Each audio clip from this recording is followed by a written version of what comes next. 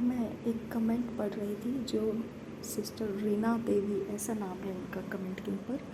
तो उनका कहना है कि उनके बच्चे जादू टोना करते हैं और वो घर के अंदर असुरक्षित है। ये सब बातें वो बता रहे, परेशान है। ओके, मैं आपको बताना चाहती हूँ, आपका लाइफ का जो भी परमेश्वर के सामने आपने अपना विश्वास को प्रकट किया है, उस विश्वास को आपने कल्टीवेट करना है, बढ़ाना है। आपको हम लोगों के प्रार्थना की सहायता लेते रहना है। आपका पवित्र वचन के ऊपर से ध्यान नहीं हटाना है। ओके, ये सारी बातें इसीलिए मैं कह रही हूँ क्योंकि डीमंस जो है, मैंने बहुत अच्छे से स्टडी किया है उनका। डीमंस जो है सिर्फ आपको धोखा देते हैं, वो कुछ नहीं कर सकते हैं, सिर्फ धोखा दे सकते हैं ताकि आपका ध्यान उनकी तरफ रहे और आप परमेश्वर का ध्यान छोड़ दें। जब आप परमेश्वर का ध्यान छोड़ देते हैं और उनकी तरफ आपका फोकस लग जाता है, ये फोकस क्यों लगता है आपका डीमंस की तरफ? क्योंकि आपको जो नहीं चाहिए वो चीज़ें हो रही होती हैं। हो सकता है लड़ाई झगड़ा होता होगा, या आर्ग्यूमेंट्स होते होंगे, डिबेट्स होते होंगे, या फिर आपको थका देने वाली, आपका एनर्जी ख़त्म कर देने वाली बातें हो रही होती है, जिसकी वजह से फिर आपका ध्यान उन बातों में लग जाता है, चिंता करने में लग जाता है कि मेरा क्या होगा, मैं कैसे रहूँगी, मेरे साथ कैसे होगा और किस तरह से ये चीज़ें ख़त्म होगी। तो सीक्रेट बात ये है कि डीमन इसी कारण से आपके ऊपर अटैक करते हैं, अफ्लिक्शंस का कारण, सताव का कारण, और आपके शरीर को छेड़छाड़ करने का कारण। जैसे मेरे होठों को छुआ जाता है डीमन के द्वारा। ओके, मेरे पैरों की उंगली को खींच लेता है डीमन। ओके, ये सारी चीज़ अब देखिए, मैं मेरे घर के अंदर होते हुए भी डीमन का पावर मेरे बॉडी का कांटेक्ट कर पाता है। इसका मतलब उनको उतना ट्रैवल करना आता है, उनको जो भेज रहा है, वो जिस जगह से भेज रहा है उनको, वो बिक चुका इंसान है। ओके, ऐसे लोग बिक चुके हैं, उनके दिमाग ख़त्म हो चुके हैं। परमेश्वर का वचन कहता है कि जो लोहे के लोहा जैसा रहता है, उसको जो गर्म किया हुआ रहता है, ओके, उस तरह से उनका मन कड़क हो चुका है। आप लोहे को जितना गर्म करेंगे उतना वो कड़क होता जाएगा। ओके, लोहा जितना गर्म है, जितना गर्म होगा उतना वो उसका टाइटनेस बढ़ेगा। ओके, तो ये तरह से अगर लोहे के ऊपर, गर्म लोहे के ऊपर अगर आप फटका मारेंगे तो वो टूट सकता है।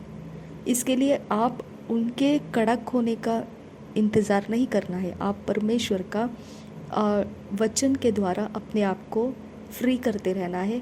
क्योंकि अब अगर मेरे होठों को छू सकते हैं, मेरे नथुनों के पुड़िया जो है उसके अंदर श्वास में धक्के लगा सकते हैं, अगर ये सब वो कर सकते हैं, मैं कहाँ खड़ी हूँ, मेरे बॉडी को टच करके वो अपनी जानकारी ले लेते हैं डीमन से कि मैं कहाँ खड़ी हूँ, मैं कौन से दिशा में सिर रखी हूँ, पैर रखी हूँ, ये सब वो जानकारी ले सकते हैं। तो आप समझ लेना है कि ऐसे लोगों का पूरा ज़िंदगी डुबाया गया है, शैतान के खून के अंदर वो डूब कर आए हुए लोग रहते हैं, उसका खून पीकर आए हुए लोग रहते हैं, उनके अंदर मांसमय हृदय नहीं रहता है। ओके, तो इसके लिए आपका तो परमेश्वर के अंदर आप विश्वास कर रहे हैं। परमेश्वर तो प्रेम है, परमेश्वर पवित्रता है, परमेश्वर धार्मिकता है, परमेश्वर हमारे संगति में है। आपका विश्वास अगर परमेश्वर पे है तो आपका कैरेक्टर इन लोगों को सहन नहीं कर सकता है। ओके, क्योंकि ये टोटली अपोजिट कैरेक्टर होता है। और अगर ये आपके बेटे हैं, आपके घर के रिश्तेदार हैं, तो आपको उनके बीच में रहना सच में एक प्रकार से स्ट्रगल हो जाता है, संघर्ष हो जाता है। उनका डीमंस को आपके साथ कनेक्शन में रहना पड़ता है, क्योंकि वो डीमंस नहीं चाहते हैं कि आप परमेश्वर में बढ़े। ओके, उनका सीक्रेट हेतु इतना ही है। ओके, उनका सीक्रेट मकसद इतना ही है कि आपका ध्यान परमेश्वर में बढ़ना नहीं चाहिए। चाहे आप कलीसिया के अंदर रहो, चाहे कलीसिया के बाहर रहो, चाहे परिवार के बीच में रहो, चाहे परिवार के बाहर रहो, डीमन अगर आपका पीछा करता है तो उसका मकसद सिर्फ इतना ही रहता है कि आप परमेश्वर को ध्यान मत दो, बात ख़त्म। उसको कुछ नहीं चाहिए दूसरा, उसको चाहिए आप परमेश्वर को ध्यान मत दो। ओके, आप परमेश्वर को ध्यान मत दो, ये उनका इरादा है। अगर आपको ये इरादा उनका मालूम पड़ा तो अब आपने क्या करना है, अब आपको समझ में आना चाहिए। ओके, प्रभु यीशु मसीह ने बोला है क्लेश बहुत होंगे संसार के अंदर, लेकिन हियाव बांधो, डरो मत, क्योंकि हे छोटे झुंड, डर मत, हियाव बांध, क्योंकि जगत को मैंने जीत लिया है, संसार को मैंने जीत लिया है। यानी संसार के अंदर जो चल रहा है वो कड़वाहट के ऊपर आपका परमेश्वर के साथ संगति कैसा है, वो ही आपका जवाब है, वही आपका जवाब है। वो आपकी दुनिया है, आपकी दुनिया को आप मजबूत करो, जो परमेश्वर का है उसमें आप मजबूत हो जाओ। और आपको ध्यान देना है, आपका ध्यान शैतान की ओर जाना चाहिए, इसके लिए ही आपके साथ छेड़छाड़ होती है, आपके ऊपर अटैक डाले जाते हैं, आपका इंतज़ार किया जाता है, आपका नुकसान करने के प्लान किए जाते हैं, स्ट्रैटेजी किए जाते हैं। ये सब कुछ आपका रिस्टोर कर देगा परमेश्वर। ओके, बहुतायत से परमेश्वर आपको रिटर्न बैक ब्लेस करेगा। ओके, आशीषित करेगा। आप उन चीज़ों का ख्याल करना बंद कर दो जो बाहर आपको हो रहा है। ओके, जो आपके घर में या कहीं पर भी हो रहा है, वो बिक चुके ही इंसान है, उनके सामने आप अपना सिर खराब मत करो। ओके, आप शांति में रहो, आप परमेश्वर की संगति में बने रहो, परमेश्वर में बढ़ते रहो। जब क्लेश बहुत ज़्यादा है, आपको असहनीय हो जाता है, तो भी आपके अंदर से परमेश्वर को पुकारते रहो। वो परमेश्वर के अलावा किसी को नहीं डरते हैं, वो डीमंस परमेश्वर के अलावा किसी को नहीं डरते हैं। ठीक है, वो परमेश्वर के स्वर्गदूत उनके साथ फाइट करेगा अगर आपका फोकस परमेश्वर के ऊपर बना रहेगा। अगर आप परमेश्वर के ऊपर से फोकस हटाएंगे और उन चिंताओं में लग जाएंगे कि मैं क्या करूं, मेरे लिए बहुत मुश्किल हो रहा है, तो ये बात एकदम 100% सच है। बहुत मुश्किल हो जाता है, क्योंकि हम शरीर छोड़ के जी नहीं सकते हैं और शरीर पर वो लोग उपद्रव डालते हैं, तो हम समझ सकते हैं कि हमारा शरीर रेस्टलेस में कैसे जिएगा। ओके, अशांति में कैसे जिएगा, है ना। तो हम शरीर के साथ उनके बीच में है, लेकिन अब ये शरीर के ऊपर जो उपद्रव करते हैं, तो इसके बारे में हमारे पास क्या हल है, हमारे पास क्या हल है। क्या हम ये समझे कि परमेश्वर को हमारे ऊपर दया नहीं आती है, या हम ये समझे कि हमारे अंदर कोई कमज़ोरी है जिसकी वजह से हम छुड़ा लिए नहीं जा रहे हैं। ओके, हमको ये दोनों गलत इन्फॉर्मेशन से इसके ऊपर ध्यान नहीं देना है। परमेश्वर हमारे साथ है। परमेश्वर के पास नूह के समय डुबा देने वाला बाढ़ तैयार था। ओके, तो हमारे लिए परमेश्वर के पास स्ट्रैटेजी है, जो हमको परेशान करते हैं उनके साथ क्या किया जाए। ठीक है, फ़िलहाल हमको इतना ही पता है, हम प्रभु यीशु मसीह के नाम में परमेश्वर के अंदर स्थिर रहना है, मजबूत रहना है। शरीर के ऊपर जो उपद्रव है, क्लेश है, अब उसके बारे में परमेश्वर के साथ हमने बातें करते रहना है, क्योंकि परमेश्वर के पास नूह के समय का फ्लड तैयार था। हमारे लिए परमेश्वर के पास हमारे विरोधियों के लिए कुछ ना कुछ तैयार है। अगर ये आपको समझ में आ जाएगा, आपका ध्यान कभी भी परमेश्वर से अलग नहीं होगा, क्योंकि आपको जवाब परमेश्वर से आएगा। जब ये सीक्रेट आपको समझ में आ जाता है, आप परमेश्वर को आपका 100% देते रहोगे। कोई परवाह नहीं आपके इर्द गिर्द क्या हो रहा है और आपके तक कितना कुछ पानी पहुंच चुका है। ओके, कितना सताव पहुंच चुका है, कोई परवाह नहीं है, क्योंकि आपका ध्यान परमेश्वर के ऊपर है। परमेश्वर के पास स्ट्रैटेजी है, उसके पास तरकीब है। जो लोग आपको सता रहे हैं उसके साथ क्या करना है, उसके पास तरकीब है, वो स्ट्रैटेजी मेकर है। ओके, वो आपके लिए प्लान करने वाला परमेश्वर है, आपके लिए शत्रु के साथ फाइट करने वाला परमेश्वर है। ओके, तो आपका ध्यान परमेश्वर से मत हटाइए, आप वचन में बने रहिए, वचन को सीखते रहिए। सबसे ज़्यादा अभिषिक्त दास जो अपोस्टल अंकुर नरूला जी है, उनके गीतों को आप सुनिए, उनके वचन को सुनिए। ये इसीलिए मैं बोल रही हूँ क्योंकि परमेश्वर का स्वर्गदूत वहाँ कनेक्ट होता है। ओके, जब मैं प्रॉफिट टीबी जोशुआ के अनॉइंटेड सर्विसेज के सारे जो टाइमिंग्स थे उसको मैं बार बार रिपीट करती हूँ, तो स्वर्गदूतों का मेरे घर के ऊपर उतरना मैंने देखा है। ओके, और वो एक अमेजिंग एक्सपीरियंस रहता है। वो एक्सपीरियंस में बढ़ते रहिए आप, वो एक्सपीरियंस में चलते रहिए आप। ओके, तो इसके लिए आप ये मत सोचिए कि आपको डरना पड़ रहा है या आपका हियाव टूट रहा है। आपका हियाव नहीं टूट रहा है, आपका हियाव तोड़ा जा रहा है। आप ध्यान मत दीजिए वो बातों को। आपका प्राण जब बखेड़े में आता है तो आपको हिचकिचाहट होने लगती है। अगर कोई मारपीट करने आ जाएगा आपके ऊपर, अगर आपके ऊपर आक्रमण करने आ जाएगा, तो डेफिनेट है कि आपको अपने शरीर के बल से अपने आप को बचाना पड़ता है। कोई झगड़े करने आ जाएगा, कोई विवाद करने आ जाएगा, कोई आपके बारे में बुरा सोचकर कुछ प्लान करना शुरू करेगा, डेफिनेट है कि आपका प्राण हड़बड़ी मचाएगा। ओके, लेकिन इसके बावजूद भी आपको एक ही रास्ता है। इसके बावजूद आप भजन संहिता को पूरा पढ़िए। आप पहले अध्याय से लेकर पढ़ना स्टार्ट कर दीजिए। वो प्रार्थना के समान आपके विरोधियों के ऊपर पढ़ने लगेंगे। अब आप बोलेंगे मनुष्य तो मेरा शत्रु नहीं है, लेकिन अब क्या करें? अगर मनुष्य दुष्ट आत्मा ग्रस्त ऐसे काम करने लगेंगे, आपके शरीर को बेजार करने लगेंगे, तो आपके पास दूसरा रास्ता नहीं बचता है। ओके, आप भजन संहिता को पढ़कर उसके अनुसार आप परमेश्वर से प्रार्थना करते रहिए।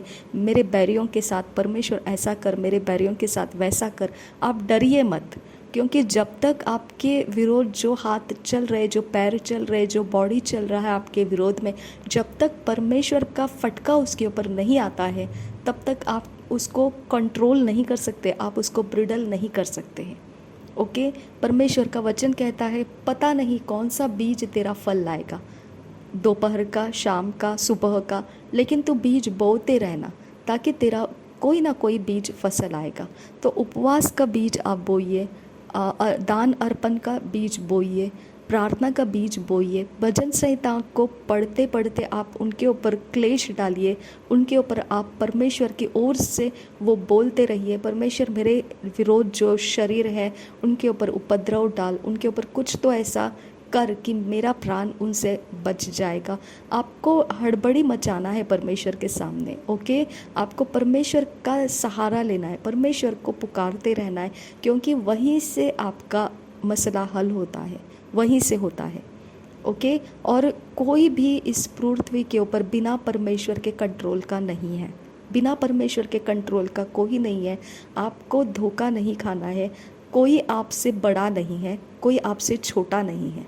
ओके, आप जितनी मात्रा में आपके परमेश्वर को पुकार रहे, आप अपने परमेश्वर के सहारे से, यानी यहोवा परमेश्वर के सहारे से, प्रभु यीशु मसीह के नाम में, पवित्र आत्मा की सहायता से, जब आप परमेश्वर की ओर अपना पूरा ध्यान लगाएंगे, आपका विरोधी हालत ख़राब हो जाएगा उसका। ओके, वो बताएगा नहीं आपको, लेकिन उसका क्या किया परमेश्वर ने ये वचन बताता है, क्योंकि परमेश्वर दुष्ट के साथ सिंहासन नहीं लगाता है। अगर आप वहाँ पर परमेश्वर को पुकार रहे और दुष्ट आपको सता रहा है, परमेश्वर दुष्ट के साथ आपको नहीं रखेगा, वो दुष्ट का न्याय करता है। हालेलुया। दागोन का जो मूर्ति है, दागोन के मूर्ति के बाजू में जो पलिश्ती लोग थे, एप्राइमी, ओके, उस जगह में जो लोग थे, उस जगह से परमेश्वर के वाचा के संदूक को लूट कर लाए। उन्होंने अटैक किया था इजराइलियों के ऊपर और वहाँ से वो लूट कर लाए। वो लाने के बाद उन्होंने एक देवता मानते हुए कि चलो दागोन के साथ और एक देवता हमको मिल गया जो बहुत पावरफुल है, इजराइलियों के बारे में हमने सुना है, ये उनका देवता का है, तो फिर ये बहुत पावरफुल है, हम इसकी भी आराधना करेंगे, दागोन के साथ इसको रखेंगे तो इसका डबल पावर हमको मिलेगा। ओके, तो उन्होंने उसको लिया और दागोन के मूर्ति के बाजू में रख दिया। ठीक है, और अगर आप पढ़ेंगे उसके बारे में तो आपको पहले शमूएल के 5 अध्याय में आप पढ़ेंगे उसके बारे में, तो आपको समझ में आ जाएगा कि ये दागोन जो था वो मुंह के बल गिर गया, टुकड़े हो गया। उसके बाद उसके जो वर्शिपर्स थे उनके ऊपर विपत्ति आने लगी। वो हैरान हो गए। किसी ने तो बताया कि ये लोगों ने इस प्रकार का काम किया है कि जो इज़राइल का परमेश्वर है उसका वाचा का संदूक लूट कर लेकर आए, चोरी करके लेकर आए, लूट कर लेकर आए, ज़बरन लेकर आए, ज़बरदस्ती स्ट्रैटेजी बना के उसको निकाल के लाए। ओके, तो उनके ऊपर जो विपत्ति आ रही ये उसी के कारण आ रहा है।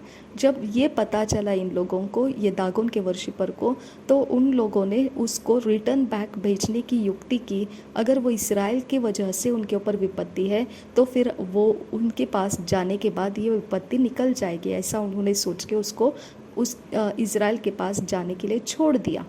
अब वो छोड़ दिया तो कैसे छोड़ दिया? उन्होंने गाय के ऊपर उसको रख के छोड़ दिया। अब वो गाय जो बैलगाड़ी रहती है, ओके, उसके ऊपर रख के उनको छोड़ दिया। अब वो बैलगाड़ी को उन्होंने ऐसा छोड़ा कि देखे वो किस दिशा में जाती है, विपत्ति उसी दिशा से आ रही है।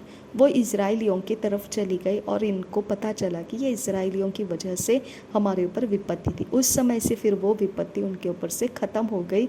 उसके बाद फिर वो दोबारा इज़राइल के परमेश्वर के ऊपर अपना जोर नहीं दिखाया। ओके, तो आपको समझ में आना है कि हमारा युद्ध जो है वो मनुष्य का शरीर मूर्खता करता है, इसकी वजह से हमारा शरीर पीड़ित रहता है। ओके, हमारा शरीर रेस्टलेस हो जाता है और दुष्ट का काम यही है, उसके पास शांति नहीं है, उसके पास आपको सताने के सारी योजनाएं हैं। ओके, तो इसकी वजह से आपका, मैं रीना देवी जो सिस्टर जिन्होंने कमेंट दिया है, मैं उनके लिए ये रिकॉर्ड कर रही हूँ। अगर उनके समान आप और भी लोग हैं तो यही मेरा जवाब है आपको। ओके, परमेश्वर के अलावा आपको कोई रास्ता नहीं है, परमेश्वर के पास स्ट्रैटेजी है। ओके, जब ये तीसरा दिन आता है, ओके, अभी जस्ट पूर्णिमा होके गया, तो पूर्णिमा के बाद में ये तीसरा दिन जो फर्स्ट आता है, सेकंड आता है, फिर थर्ड दिन आता है, उस समय में ये रिपीट किया जाता है शैतानी अटैक। और यहाँ के जो विचक्राफ्ट चलाने वाले शैतान को बिक चुके हुए गटर के कीड़े हैं, वो इस प्रकार के हैं कि उनका ये तरीका है कि वो उस समय मुझे छेड़ेंगे और कुत्ते की तरह रोते हुए यहाँ से जाएंगे, या फिर कुत्ते को पीटेंगे और कुत्ता क्या क्या क्या करके यहाँ से भागेगा। ओके, ये तरीका है उनका। तो अभी उन्होंने वही किया और मैंने अपना आत्मिक जीवन का जो उन्नति करने का समय था उसको बंद किया और मैंने पोस्ट डाला कि गटर के कीड़े, तू अगर तुझे मेरा परमेश्वर डराए। अब देखिए, मेरे पास ये ऑप्शन था कि मेरे शरीर को वो छेड़ कर रहे थे और फिर उन्होंने इस प्रकार से किया। मैंने उनको जवाब देने के लिए मेरा आत्मिक जीवन का चल रहा काम हाथ से निकाल लिया और उनको डायलॉग दे दिया कि गटर के कीड़े, मेरा परमेश्वर तेरा न्याय करेगा, मेरा परमेश्वर का डर तेरा पीछा करेगा। ठीक है, अब उनको क्या प्रॉब्लम है? उनको कुछ प्रॉब्लम नहीं है, वो तो वैसे ही गटर के कीड़े, वो वैसे ही शैतान को बिक चुके हैं, उनको नंगा तमाशा है वो, इसके लिए उनको कोई फ़र्क नहीं पड़ता है, गटर के कीड़े बोलो या सांप के पीले बोलो, उनको फ़र्क नहीं पड़ता है। ओके, लेकिन उनका ध्यान जो था वो मेरा ध्यान भटकाने के लिए कर रहे थे, वो तो उनको मिल गया, अचीवमेंट उनको हो गया। लेकिन मेरी तरफ से आप देखो, मैंने उनको परमेश्वर के तरफ से उनको डांट लगाया। ओके, अगर मैंने परमेश्वर की तरफ से उनको डांट लगाया तो उनका काम तो अचीव हो गया, लेकिन मेरे परमेश्वर का जो मैंने बोला वो भी उनके ऊपर पड़ गया। आई बात समझ में? तो आपको अगर हैंडल करना नहीं होता है, जिस वक्त में आपकी सहनशीलता आप खो देने लगते हैं या कुछ होने लगता है आपको ऐसा कि नहीं ये तो मुझसे भारी पड़ रहा है ये, तो आप भजन संहिता को निकालिए और उसको पढ़ना शुरू कीजिए। वो इतना खतरनाक कर्सस है उसके अंदर, श्राप है उसके अंदर कि आप हैरान हो जाएंगे, आपको खुद को दया आ जाएगी कि परमेश्वर ऐसा मत कर मेरे शत्रुओं के साथ। लेकिन आपका मन, आपको समझ में आ जाएगा कि आप जो व्याकुल हो रहे, पीड़ित हो रहे, परमेश्वर आप जो बोल रहे हैं भजन संहिता के अंदर से, वो करने के लिए तैयार है। इतना आप तसल्ली पा जाएंगे उसको पढ़ते समय। ओके, इतना खतरनाक श्राप है भजन संहिता के अंदर। ओके, तो इसके लिए परमेश्वर बोलता है जैसे तुम्हारे बैरी भूखे हैं तो उनको खाना खिलाओ, प्यासे हैं तो उनको पानी पिलाओ। ऐसा करने से तुम उनके सिर के ऊपर अंगारे रखते हैं। क्या है ये? अगर परमेश्वर का वचन और एक बार आप देखेंगे तो वो कहता है कि जैसे तुम्हारे अपराध माफ़ हुए हैं वैसे तुम उनके अपराध को माफ़ करो। ओके, तुम अपने बैरियों के लिए प्रार्थना करो, ठीक है, क्योंकि वो बिक चुके हुए इंसान है, उनको उनका लाइफ गटर हो चुका है। ओके, उनका लाइफ गटर हो चुका है, वो खून पी चुके हैं। ओके, वो मांस खा चुके हैं, कच्चे मांस खा चुके हैं, कच्चा खून खा चुके हैं, उनका हृदय कड़वा हो चुका है। ओके, वो कड़वी जड़ है, ठीक है। अब उनका सामना कर नहीं सकते हैं, आप उनका सामना नहीं कर सकते हैं, नहीं कर सकते हैं। शरीर आपका दुर्बल है, इसके बारे में शरीर आपका नाकामयाब है उनके इन सारे हरकतों के लिए, क्योंकि उनका सामना करने के लिए आपको भी उतना घटिया होना पड़ेगा जो आप नहीं हो सकते हैं, क्योंकि परमेश्वर का वचन कहता है कि जैसा मैं पवित्र हूँ वैसा तुम पवित्र बने रहो। ओके, तो उनके घटिया तरीके में हम उतर नहीं सकते हैं, गाली गलौज नहीं कर सकते, मारपीट नहीं कर सकते हैं, उनको पलट कर जवाब देना भी हमारा मुंह खराब हो जाता है। ओके, तो उनको देखना भी हमारी आंखें दूषित हो जाती है, उनका बॉडी भी अनॉइंटिंग से रहता है, इविल पावर के अनॉइंटिंग से रहता है, उनके इर्द गिर्द में सारा गंदा खून लगा हुआ रहता है शैतान की ओर से, जो उनका मैजिक पावर रहता है। बहुत कुछ किया होता है उन्होंने। ओके, एबॉर्ट किए हुए बच्चों का खून उन्होंने खाया होता है, पिया होता है, क्या क्या नहीं किया होता है। ओके, तो इतनी गंदगी से भरे हुए गटर के कीड़े नहीं तो और क्या है वो, है ना। तो इसकी वजह से आपका वो परमेश्वर नहीं है, आपका परमेश्वर पवित्र है और आपको पवित्र रहना है। आप धर्मी हैं, आपको धर्मी चाल चलन से उनसे निपटना है। आपको बर्दाश्त नहीं होता है तो मैंने आपको फ्रीडम दे दिया है। मैं आपको बता देती हूँ, अगर आपने वो भजन संहिता को पढ़ना स्टार्ट कर दिया, वो जो लिखा है, अगर उसके लिए आपने बोला प्रभु यीशु मसीह के नाम में मैं प्रार्थना करती हूँ पिता, मैं मुझे सताने वालों के साथ यही हाल हो, मैं आपको बोल देती हूँ ये होता है, ये होता है। ओके, ये होता है। और ये इसीलिए लोग भजन संहिता को नहीं पढ़ते हैं। लेकिन आज आप देखेंगे इंटरनेट के ऊपर सारे प्रेयर्स आपको भजन संहिता की ओर से मिलेंगे। शत्रु के विरोध के प्रेयर्स भी आपको भजन संहिता के अंदर से ही निकाल कर पढ़ाया जाता है, क्योंकि शत्रु का बल इतना बढ़ गया है। ओके, उनकी पाप की ढिठाई इतनी ज़्यादा बढ़ गई है कि मैंने एक गवाही को सुना, जो शैतानी एजेंट था वो गवाही दे रहा था जब प्रभु में आ गया भी वो, तो शैतानी कार्य को वो एक्सपोज कर रहा था। तो वो बता रहा था कि इतने कड़वे रहते हैं वो लोग, इतने जटिल कूड़ा करकट की तरह उनका लाइफ रहता है कि उनको इमोशंस नहीं रहते हैं। ओके, उनको रोना पता नहीं है, उनको दुख करना पता नहीं है।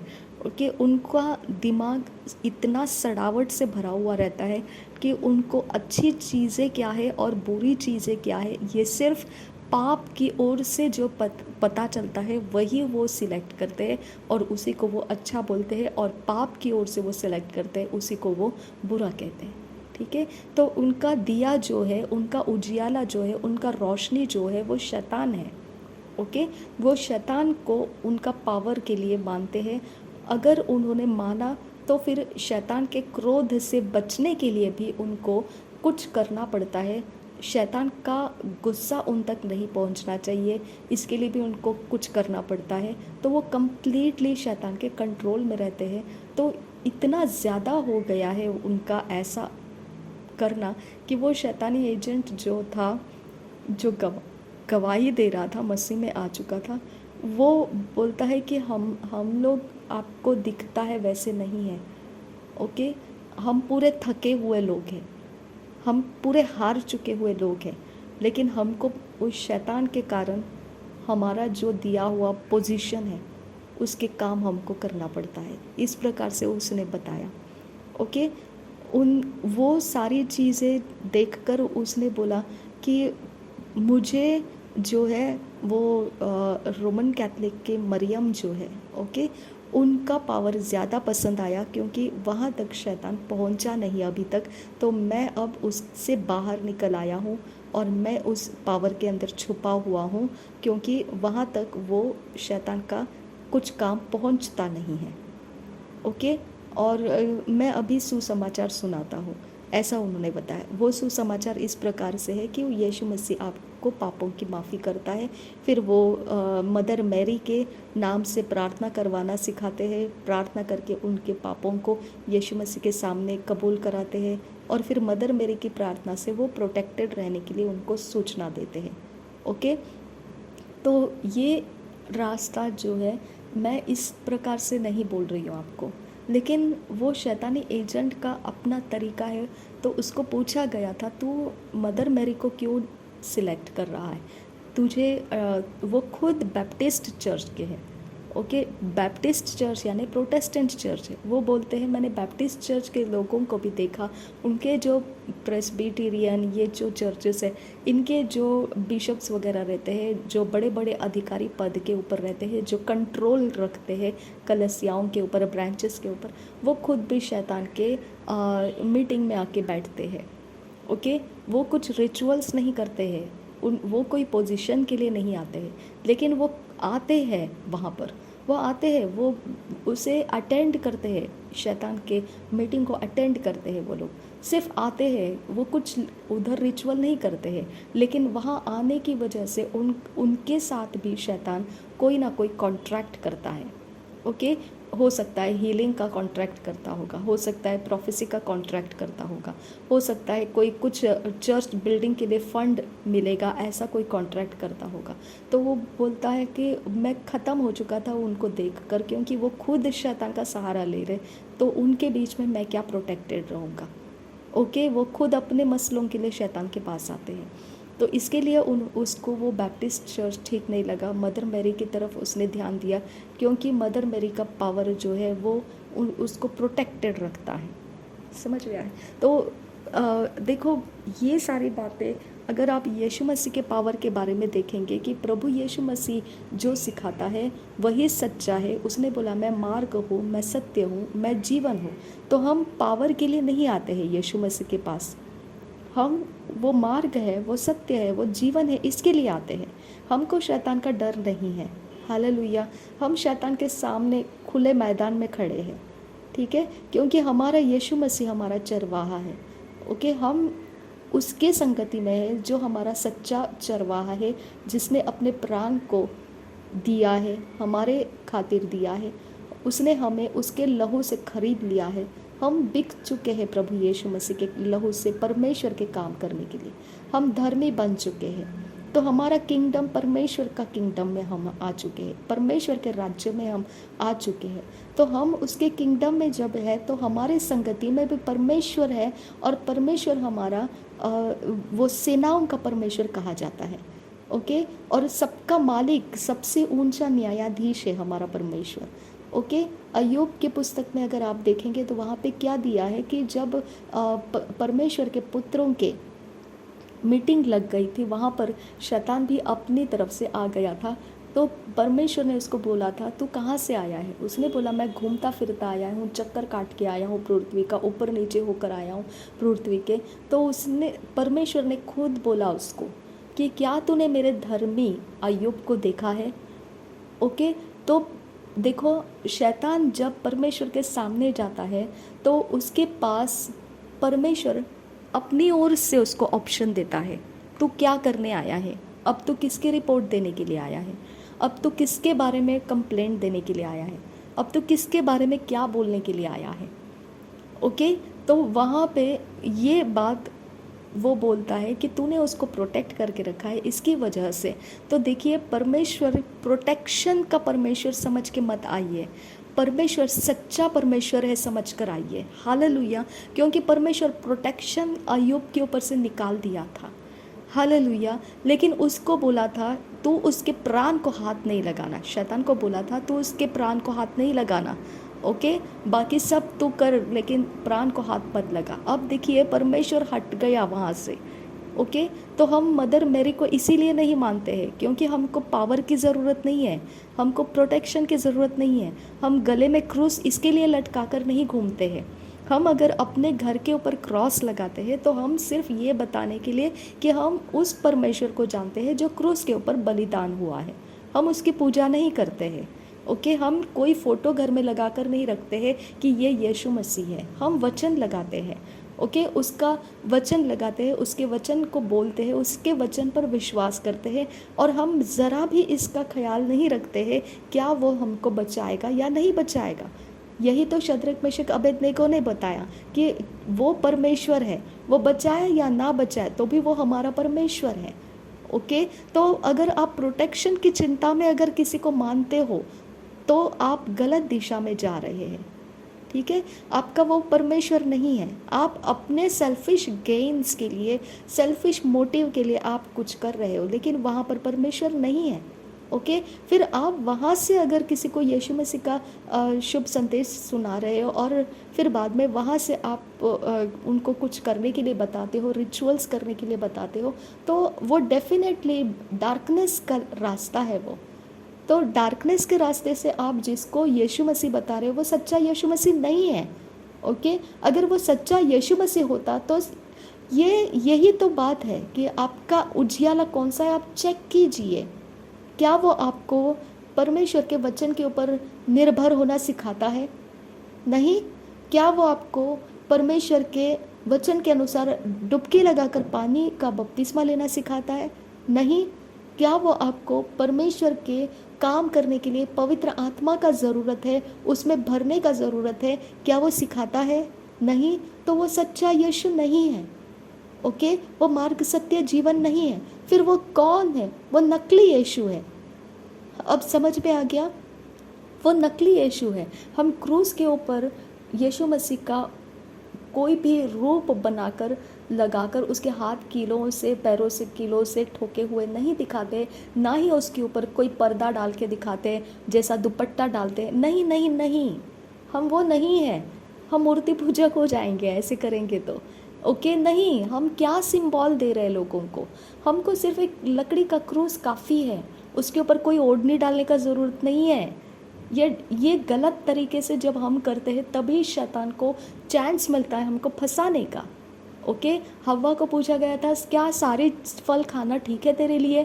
परमेश्वर ने बोला है सारे फल खा सकते हैं, तो हव्वा ने बोला नहीं नहीं नहीं, सारे नहीं, ये एक फल है जो हम छू भी नहीं सकते हैं, उसको छूना भी नहीं, ऐसा बोला। जबकि छूना नहीं, ये बात तो नहीं बोला था परमेश्वर ने। ओके, तो हम एक्स्ट्रा ऑर्डिनरी बनने की कोशिश करते हैं, वहाँ परमेश्वर हट जाता है माय डियर फ्रेंड्स, हट जाता है। आप वचन लगाइए, बस हो गया। आप एक लकड़ी का क्रूस खड़ा कर दीजिए, बस हो गया। उससे ज़्यादा हमारा परमेश्वर नहीं है। ओके, तो हमारे लिए जो परमेश्वर का वचन है वो डायरेक्ट कांटेक्ट में है हमारा, वही हमारी रोशनी है, वही हमारा उजियाला है, उसी के नीचे हम हैं। हमको परवाह नहीं हमारी ज़िंदगी का क्या हो जाएगा, हमको परवाह नहीं शैतान की स्ट्रैटेजी हमारे विरोध क्या है, हमको परवाह नहीं है हम सुरक्षित है या असुरक्षित है। ओके, हमको इतना ही पता है हम सच्चे परमेश्वर के साथ हैं। हालेलुया। जो सच्चा न्यायाधीश है, जिसके सामने हमारा पाप दंड लाया जाने वाला है, जो हमारे पाप का न्याय करने वाला है, उसके साथ हमने समिट कर लिया है। ओके, उसके साथ हम अधीन हो चुके हैं, उसकी गुलामी में हम अपने आप को दे चुके हैं, उसके विश्वास के साथ हम चलते हैं। बचाए तो भी वो परमेश्वर है, ना बचाए तो भी वो परमेश्वर है। ओके, तो आप जादू टोना ये सब करते हैं, आपके घर के लोग सब करते हैं, आप इससे मत डरिए, आप प्रोटेक्शन की परवाह मत कीजिए, आप परमेश्वर के धुन में रहिए, वही आपको ज़रूरी है अगर आप सच्चे परमेश्वर के साथ रहना चाहते हैं। बाकी परमेश्वर का दया है। ओके, मैं बोलती हूँ बाकी सब परमेश्वर का दया है। अगर वो बचाता है उसकी दया है, अगर वो संभालता है उसकी दया है, अगर वो आपका रास्ता बदल देता है उसकी दया है, अगर आपके घर के लोग विश्वास में आ जाते हैं उसकी दया है, अगर आपका परिवार बदल जाता है उसकी दया है। बाकी सब बोनस पॉइंट है आपके लिए। ओके, तो इसके लिए आप ये बात को भूल जाइए कि अब डर लग रहा है, हिया टूट रहा है, हाथ कांप रहे, पैर कांप रहे। आप छोड़ दो ये सब बातें, क्योंकि हम जैसे है ना कि आपको पवित्र वचन पढ़ने की ज़रूरत है। ओके, हम वो इंसान हैं कि हम परमेश्वर के लिए मैदान में खड़े हैं। ओके, और हमारा मैदान का मालिक परमेश्वर है। ठीक है, हमारे लिए और कोई रास्ता नहीं है, बचकर निकलने का कोई रास्ता नहीं है हमारे पास। ओके, अगर परमेश्वर रास्ता देता है हम बच निकलेंगे, अगर नहीं देता है हम okay, we are fine with everything. Okay, हम परमेश्वर के संगति में हैं, हम परमेश्वर को नहीं छोड़ेंगे। हमारा परमेश्वर हमारे लिए महत्वपूर्ण है, हमारा और कुछ भी महत्वपूर्ण नहीं है। ओके, तो हमारा ध्यान परमेश्वर के ऊपर अगर लगा रहेगा, आप भूल जाइए आपके बैरी का क्या हालत कर देगा परमेश्वर। आप भूल जाइए, उस बात को ही भूल जाइए, क्योंकि उसकी हालत इतनी बेकार करेगा परमेश्वर कि आपको देखा नहीं जाएगा। आप उसके लिए रो के प्रार्थना करना शुरू करेंगे, हे खुदा अपने क्रोध को पीछे ले ले। और परमेश्वर बोलेगा, अगर उस जगह में दाऊद रहता, अगर उस जगह में कोई मेरा अभिषिक्त दास, मेरा चुना हुआ जन मूसा होता, तो भी मैंने उनके अलावा किसी को भी नहीं बचाया होता। यानी उस समय ऐसा हो जाता है कि हमारी प्रार्थना भी परमेश्वर नहीं सुनता है। समझ में आया? इसकी वजह से हमको हम हेल्पलेस है इस बारे में। ओके, हम हेल्पलेस हैं। हमको जो रास्ता दिया है हमको चलना है, इसके बारे में हम बहस नहीं करना है, इसके बारे में दुख नहीं करना है, इसके बारे में डिमांड नहीं करना है। ओके, जैसे हम बोलते हैं कि हमने इतना दिया है परमेश्वर को तो वो हमारा पलटा देगा, रिटर्न बैक। नहीं, हम डिमांडिंग नहीं रहना है। हम डिमांड कर सकते हैं प्रेम की खातिर कि वो हमारा परमेश्वर है, वो हमारा आबा पिता है, वो हमारी सहायता करेगा, उसके द्वारा हमारा बहुत कुछ हो सकता है। उसने नहीं किया तो कुछ नहीं हो सकता है, नहीं हो सकता है। फिर आप शर्मिंदा हो जाओ, कोई परवाह नहीं है, क्योंकि उसके अलावा कोई नहीं है, हमको कोई नहीं है। हालेलुया। उसके अलावा आंख उठाकर देखने का उजियाला हमारे पास नहीं है। वही हमारी रोशनी है, वही हमारा उजियाला है, वही हमारा मार्गदर्शक है। उसके मार्गदर्शन में रहते हुए हमको कुछ विपत्तियों से गुजरना पड़ रहा है, उसके अलावा किसी को नहीं पता है इसका कारण क्या है। ओके, आप भविष्यवक्ताओं के पीछे मत जाइए, आप कोई पासबानों के पीछे मत जाइए, आप कोई ले हैंड के पीछे मत भागिए, कहीं पर कुछ मत कीजिए। आप ईमान रखिए परमेश्वर की संगति में। वो आपका रास्ता है, वो आपका भरोसा है। वो मारे तो मारे, वो जिलाए तो जिलाए। ओके, आप आगे निकल जाइए। देखिए, 2 चीज़ें मैं आपको बताती हूँ।